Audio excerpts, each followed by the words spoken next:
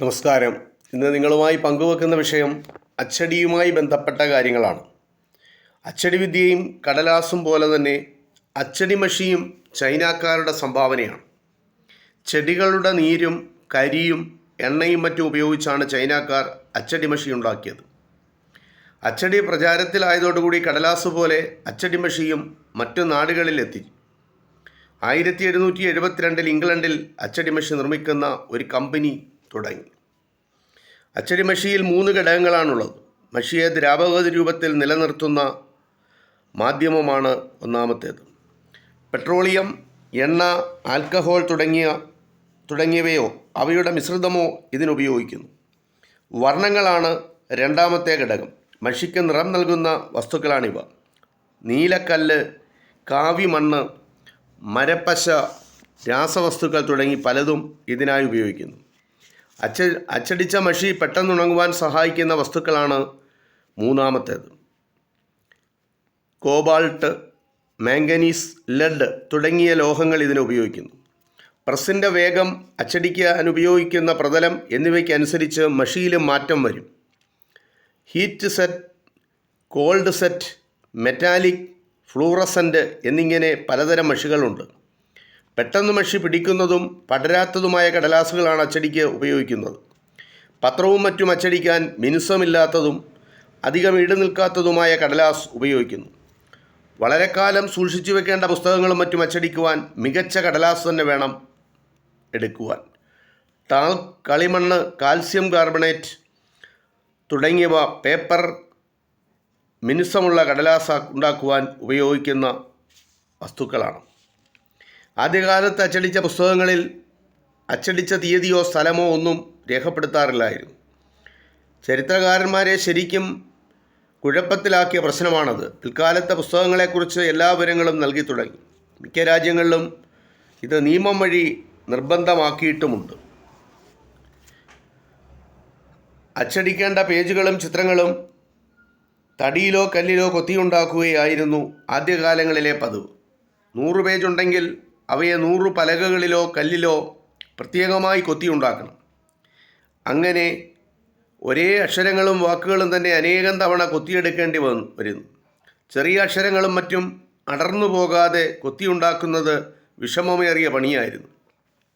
മാത്രമല്ല അതിന് പ്രഗത്ഭരായ കൊത്തുപണിക്കാർ തന്നെ വേണം. ഇതിന് പരിഹാരമായത് ഇളക്കി മാറ്റാവുന്ന തരത്തിൽ ഓരോ അക്ഷരത്തിനും പ്രത്യേകം അച്ചുകളുണ്ടാക്കിയത് അതോടെ അക്ഷരങ്ങളെ ആവശ്യാനുസരണം നിരത്തി വാക്കുകളോ വാചകങ്ങളോ ഉണ്ടാക്കുവാൻ എളുപ്പത്തിൽ സാധിച്ചു. അച്ചടിച്ച ശേഷം ഈ അക്ഷരങ്ങൾ അച്ചുകളെടുത്ത് വീണ്ടും അച്ചടിക്കായി ഉപയോഗിക്കാനും കഴിഞ്ഞു. ആവശ്യമുള്ളപ്പോൾ ഉരുക്കിയ ലോഹക്കൂട്ട് ഉപയോഗിച്ച് അക്ഷരങ്ങൾ വാർത്തെടുക്കുന്ന വിദ്യയാണ് ഹോട്ട്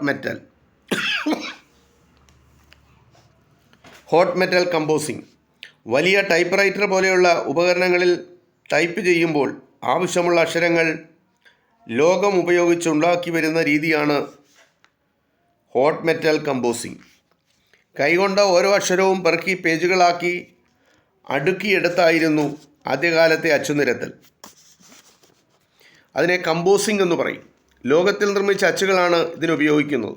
ഓരോ അക്ഷരത്തിനും ഓരോ വലിപ്പമുള്ള നൂറുകണക്കിന് അച്ചുകളുണ്ടാകും.